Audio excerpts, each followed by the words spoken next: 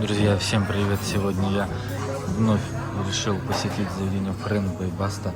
Заказал я, получается, ланч. У нас гороховый суп с кусочками ребер. Салат у нас тоже с кусочками ребер, картошкой и овощами. Ребра у нас приготовлены в соусе Джек Дэниелс и картошка. И чай у нас получается малина с шишками. Такой вкус. Осталось потом заказать еще десерт, может еще и бургер попробую. Поэтому всем приятного аппетита, всем хорошего дня. Друзья, на десерт я решил заказать вот такие трубочки, попробовать, как они будут себя компоновать, какой вкус.